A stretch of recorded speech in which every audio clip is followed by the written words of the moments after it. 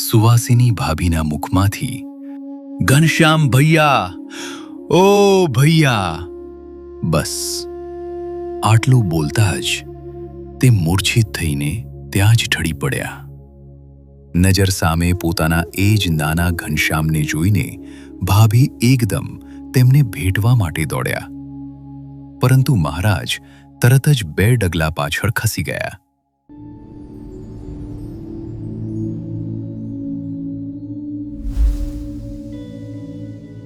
જ્યારે ગઢપુરમાં ધર્મકુળનો પરિવાર ઉત્તર ભારતથી વિહાર કરીને ગુજરાતમાં પધાર્યો છે તેવા સમાચાર મળ્યા, ત્યારે સદ્ગુરુ મુક્તાનંદ સ્વામીની આગ્રહભરી વિનંતીનો સ્વીકાર કરીને શ્રીજી મહારાજ પોતાની આખી સાજ સામગ્રી, સંતો અને હરિભક્તોના મોટા મંડળ સાથે ધર્મકુળનું સ્વાગત કરવા માટે ગઢપુરથી નીકળીને કારિયાણી ગામમાં આવી પહોંચ્યા. બીજી બાજુ ધર્મકુળનો આખો સંઘ યાત્રા કરતો કરતો મહીસાગર નદીના કિનારે આવી પહોંચ્યો અને નદી ઓળંગીને આગળ ચાલવા લાગ્યો. સંઘના મોટાભાગના સભ્યો નદી પાર કરી ગયા હતા, પણ મહારાજના નાના ભાઈ ઈચ્છારામભાઈના દીકરા રઘુવીરજી, જેઓ આગળ જતા વડતાલ ગાદીના પ્રથમ આચાર્ય બન્યા, અને તેમના સુફળ મામા હજુ પાછળ રહી ગયા હતા. તેઓ જ્યારે નદી ઓળંગી રહ્યા હતા ત્યારે બરાબર નદીના અધવચ્ચે પહોંચતા જ અચાનક પાણી આવી ગયું. પાણીનો પ્રવાહ એટલો બધો તેજ હતો કે રઘુવીરજી અને સુફળ મામા તે વેળના પ્રચંડ વેગમાં તણાવા લાગ્યા. પાણી માથા પરથી જવા લાગ્યું એટલે રઘુવીરજીને અંતરમાં એવો પાકો વિચાર આવી ગયો કે અરે રે, આપણે છેક ઉત્તર ભારતથી મહારાજને મળવાની આશાએ અહીં સુધી લાંબો પ્રવાસ ખેડીને આવ્યા, પણ હવે આપણા ભાગ્યમાં મહારાજના પ્રત્યક્ષ દર્શન લખાયા નથી. મૃત્યુ હવે સાવ હાથવેંતમાં જ છે.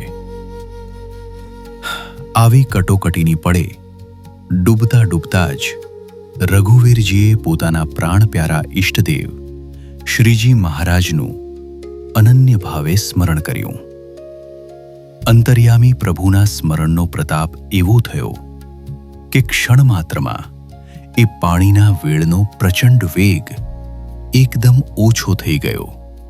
બરાબર એ જ સમયે સામે કાંઠે ઊભેલા કેટલાક કુશળ તરવૈયાઓએ આ બંને જણાને પાણીમાં ડૂબતા જોઈ લીધા, એટલે તેઓ જીવના જોખમે હોડી લઈને તાત્કાલિક નદીના પાણીમાં કૂદી પડ્યા. જોત જોતામાં એ નાવિકો હોડી ચલાવીને તેમની બિલકુલ નજીક આવી પહોંચ્યા. રઘુવીરજીએ જ્યારે પોતાની પાસે હોડી આવતી જોઈ ત્યારે તેમના હૃદયમાં દ્રઢ પ્રતીતિ થઈ ગઈ કે સંકટના સમયે આ મારા વ્હાલા શ્રીજી મહારાજે જ સાક્ષાત આવીને મારી રક્ષા કરી છે. નાવિકોએ સમય સૂચકતા વાપરીને બંનેને પકડી લીધા અને સાવધાનીપૂર્વક હોડીમાં બેસાડી દીધા.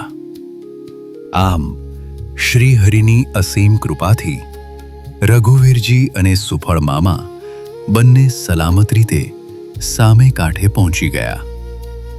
નદી પાર કરીને તેઓ આગળ વધ્યા અને બોચાસણ ગામે પહોંચીને મોટાભાઈ રામપ્રતાપભાઈના મુખ્ય સંઘ સાથે ફરીથી મળી ગયા.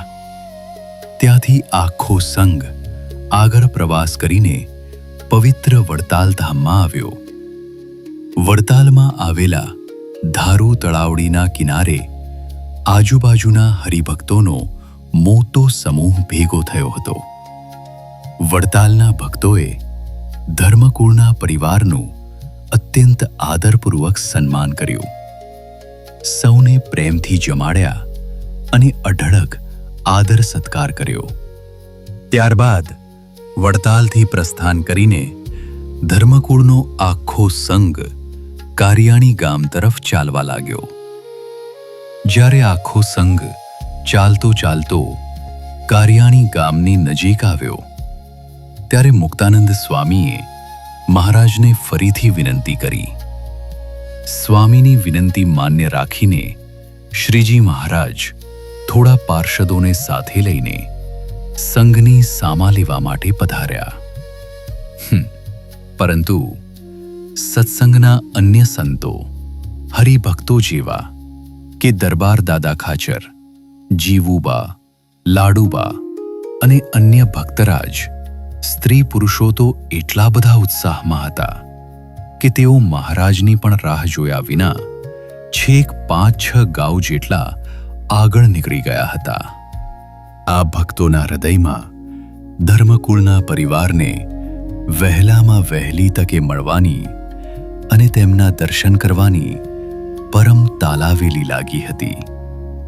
જ્યારે તેઓ આગળ વધ્યા ત્યારે દૂર રસ્તા પરથી આવતા ગાડાઓ કલાત્મક રથ અને માફા એટલે કે પડદાવાળા ગાડા ધૂળની ડમરીઓ વચ્ચે દેખાયા. ધર્મકુળના સંઘને નજરે નિહાળતા જ ગઢપુરના સૌ ભક્તોના હર્ષનો અને આનંદનો કોઈ પાર ન રહ્યો. જ્યારે સંઘ બિલકુલ નજીક આવ્યો ત્યારે બંને પક્ષના ભક્તો અત્યંત પ્રેમપૂર્વક એકબીજાને મળ્યા. સત્સંગની મર્યાદા મુજબ સંતોએ સૌપ્રથમ શ્રીહરિના મોટા ભાઈ રામપ્રતાપભાઈ તથા નાના ભાઈ ઈચ્છારામભાઈના ચરણોમાં સાષ્ટાંગ દંડવત પ્રણામ કર્યા. જીવુબા, લાડુબા અને તેમની સાથે આવેલા અન્ય સ્ત્રી ભક્તોએ ધર્મકુળની નારીઓ પાસે જઈને અત્યંત નમ્રતાપૂર્વક પંચાંગ પ્રણામ કર્યા. વર્ષોથી જેમની વાટ જોતા જીવુબા અને લાડુબા મહારાજને બાળપણમાં લાડ લડાવનારા મોટા ભાભી સુવાસિની બાઈને અત્યંત ગદગદ થઈને પ્રેમપૂર્વક હૃદય સરસા ચાપીને ભેટ્યા. એ સમયે વાતાવરણ એટલું બધું લાગણીસભર બની ગયું કે લાંબા સમયના વિરહ પછી થયેલા આ દિવ્ય મિલનને કારણે સત્સંગીઓ અને ધર્મકુળના સૌ સભ્યોની આંખોમાંથી હર્ષના આંસુ વહેવા લાગ્યા. જો કે આ પવિત્ર મિલન વખતે માર્ગમાં વધારે વાતચીત કરવાનો કે વિગતવાર ખબરંતર પૂછવાનો સમય નહોતો, કારણ કે ધર્મકુળના પરિવાર સહિત સૌ કોઈના હૃદયમાં અત્યારે માત્ર ને માત્ર સાક્ષાત પુરુષોત્તમ નારાયણ શ્રીજી મહારાજના દર્શન કરવાની જ પરમ ઉત્સુકતા અને આતુરતા વ્યાપેલી હતી. તેથી રસ્તા વચ્ચે વધારે સમય રોકાયા વિના પોતાના પ્યારા પ્રભુને વહેલા મળવાના તાલાવેલી ભર્યા સંકલ્પ સાથે બધા જ ભક્તો અને ધર્મકુળનો આખો સંઘ તરત જ ઝડપભેર કારિયાણી તરફ આગળ ચાલવા લાગ્યો. કારિયાણી ગામ હવે લગભગ 1 ગાઉ જેટલું જ દૂર રહ્યું હતું. ત્યાં જ સામેથી પોતાની માણકી ઘોડી ઉપર સવાર થઈને આવતા મહારાજ અને તેમની સાથેના પાર્ષદો દેખાયા. માણકી ઘોડી પણ ખૂબ વેગમાં દોડતી હતી, જાણે તેને પણ ધર્મકુળને મળવાની ઉતાવળ હતી. સંઘની નજીક આવતા જ મહારાજ માણકી ઉપરથી નીચે ઉતરી લગામ પકડીને ઊભા રહ્યા. બીજી તરફ સુવાસિની ભાભી પણ પોતાના રથમાંથી તરત જ નીચે ઉતાર્યા. તેમણે સામે ઊભેલા મહારાજને જોયા અને બાળપણના અણસાર પરથી તુરંત જ ઓળખી લીધા. વર્ષોના લાંબા વિયોગ પછી પોતાના ઘનશ્યામને નજર સામે જોતા જ ભાભીની આંખોમાંથી અશ્રુની ધારા વહેવા લાગી. વિરહથી સુકાયેલું તેમનું શરીર ધ્રુજવા લાગ્યું અને તે ત્યાં જ સ્તબ્ધ થઈ ગયા. મહારાજ પણ તેમને જોઈને જે માણકીની લગામ પકડીને ઊભા હતા ત્યાં જ એકદમ સ્થિર થઈ ગયા. બંને એકબીજાને એક નજરે જોઈ રહ્યા હતા. મુખમાંથી વાણી થંભી ગઈ હતી અને આખું દ્રશ્ય જોઈને આખો સંઘ પણ જ્યાં હતો ત્યાં જ શાંત થઈને ઊભો રહી ગયો. એટલી વારમાં સુવાસિની ભાભીના મુખમાંથી વાલભર્યા શબ્દો નીકળી પડ્યા. ઘનશ્યામ ભૈયા, ઓ ભૈયા! બસ આટલું બોલતા જ તે મૂર્છિત થઈને ત્યાં જ ઢળી પડ્યા. જીવુબા અને લાડુબાએ તરત તેમની પાસે જઈ મુખ ઉપર પાણી છાંટ્યું. થોડી વારે ભાભી સ્વસ્થ તો થયા, પરંતુ તે મહારાજની સાવ નજીક આવી શક્યા નહીં. તેમના અંતરમાં એક જુદો જ ભાવ જાગ્યો. તેમને થયું કે ઘનશ્યામ ભૈયા હવે ભગવાન થઈ ગયા છે. મારો નાનો લાલ મટી ગયા છે. જેમને હું પોતાના હાથે જમાડતી અને માખણ મિશ્રી ખવડાવતી, તે કોઈ સામાન્ય ઘનશ્યામ નથી, પણ સાક્ષાત ભગવાન છે, અતિ મહાન છે. જ્યારે હું તો અલ્પ છું, એટલે અમારા બંને વચ્ચે હવે એક મોટી દિવાલ ઊભી થઈ ગઈ છે. ભાભીને આ રીતે વિચાર કરતા જોઈને મહારાજે વાલથી કહ્યું, ભાભી, હું હજુ તારા માટે તો એ જ બાળ ઘનશ્યામ જ છું. મેં તને અયોધ્યા છોડતી વખતે નહોતું કહ્યું કે મારો સંબંધ જેને થયો છે તેને હું કદી રઝળાવીશ નહીં.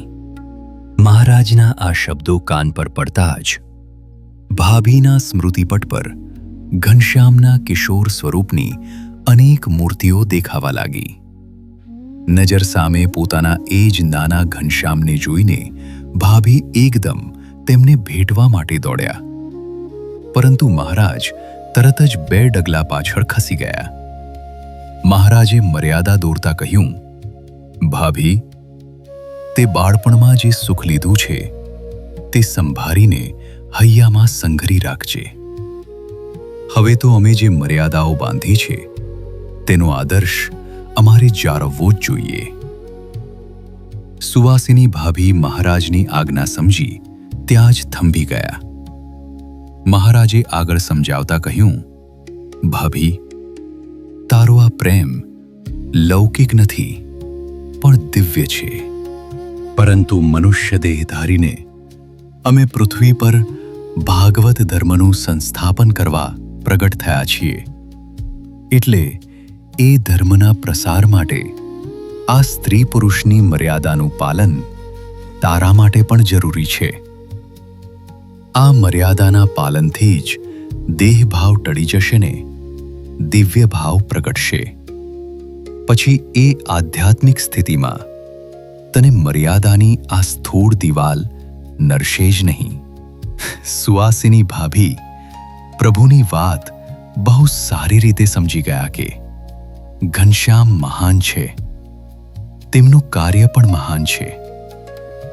મારા પ્રેમના કારણે તેમની આ મહાનતા લોકોની દ્રષ્ટિએ ક્યાંય અલ્પ ન બની જાય, તેનું મારે ધ્યાન રાખવું જોઈએ. તેમણે મર્યાદા સ્વીકારીને દૂરથી જ પૃથ્વી ઉપર બેસી મહારાજને પંચાંગ પ્રણામ કર્યા. મોટા ભાભીનો આવો ઉત્તમ ભક્તિભાવ જોઈને ભગવાન શ્રીહરિની આંખો પણ ભીની થઈ ગઈ. ત્યારબાદ સમગ્ર પરિવાર ધીરે ધીરે કારિયાણી ગામમાં આવી પહોંચ્યો. ગામના કાઠી દરબાર વસ્તા કાચરના વિશાળ અને સુંદર ભવનમાં ધર્મકુળના આખા પરિવારને ઉતારો આપવામાં આવ્યો હતો.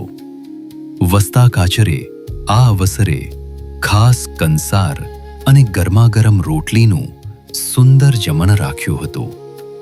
પોતાના હૃદયમાં અપાર હર્ષ અનુભવતા વસ્તા કાચર મનોમન વિચારતા હતા કે મારા એવા તે કયા ભાગ્ય કે ધર્મકુળનો સમગ્ર પરિવાર ગઢપુર જતા પહેલા પ્રથમ મારે આંગણે જ પધાર્યો. તેમને લાગ્યું કે આજે મહારાજે મારા પર અસીમ કૃપા વરસાવી દીધી છે. રસોઈ તૈયાર થતાં જ સૌ પ્રેમપૂર્વક જમવા બેઠા. ધર્મકુળના પરિવારને તો જીવુબા, લાડુબા તથા મંડળની અન્ય બહેનોએ અત્યંત આગ્રહ કરીને વારંવાર કંસાર અને ચોખ્ખું ઘી પીરસીને બહુ હેતથી જમાડ્યા.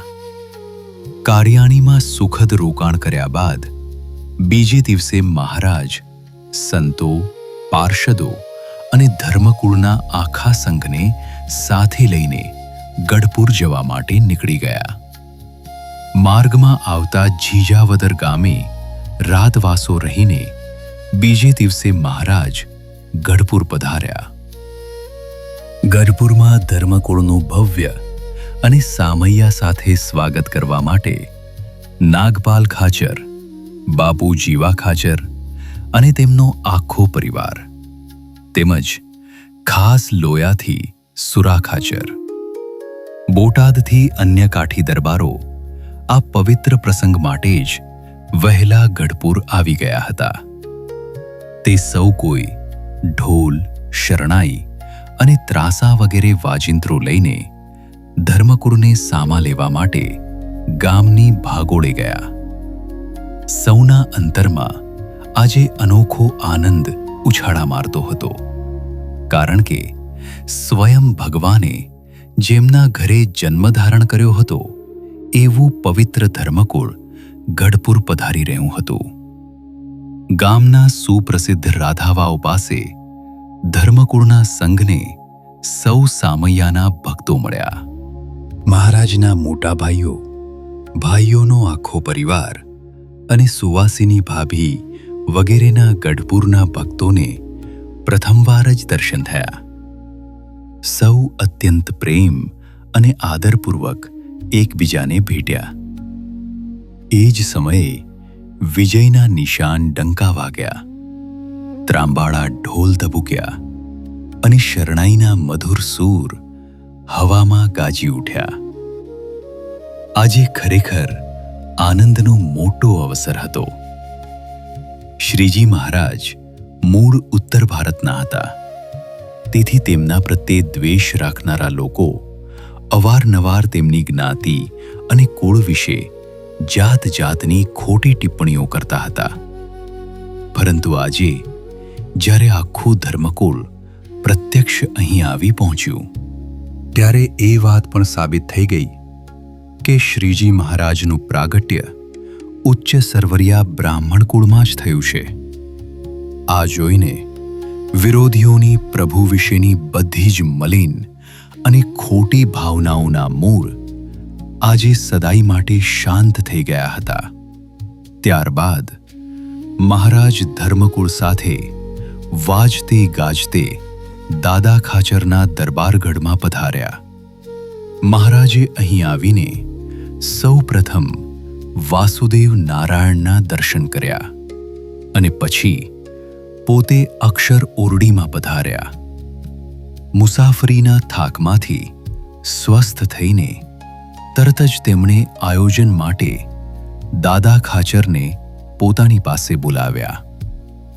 દાદા ખાચર દોડતા આવ્યા અને મહારાજ સન્મુખ અત્યંત વિનમ્ર ભાવે હાથ જોડીને ઊભા રહ્યા. મહારાજે તેમને કહ્યું, દાદા, આ ધર્મકુળ આવ્યું છે તો દરબારમાં તેમના લાંબા સમયના ઉતારા માટેની યોગ્ય ગોઠવણ કરવાની છે. મોટા ભાઈ રામપ્રતાપભાઈ તથા નાના ભાઈ ઈચ્છારામભાઈ બંનેના પરિવારો મોટા છે, એટલે બંનેને જુદા જુદા ઉતારા આપવાના છે, તો તેની સગવડતા તમે કરી લેજો. દાદા ખાચરે તરત જ આદર સાથે કહ્યું, મહારાજ, આપ જરાય ચિંતા ન કરો, હું હમણાં જ એ બધી વ્યવસ્થા કરી લઉં છું. એમ કહી મહારાજના ચરણોમાં પગે લાગીને પોતે વ્યવસ્થા કરવા માટે દરબારના વંડા તરફ ગયા. થોડી વાર પછી બધી જગ્યાઓ જોઈને દાદા ખાચર પાછા મહારાજ પાસે આવ્યા અને હાથ જોડીને વિગત આપતા કહ્યું, મહારાજ, હમણાં તાત્કાલિક પૂરતો તો ધર્મકુળના મુખ્ય સભ્યોને વાસુદેવ નારાયણના ઓરડાની બાજુના ઓરડામાં ઉતારો કરાવ્યો છે.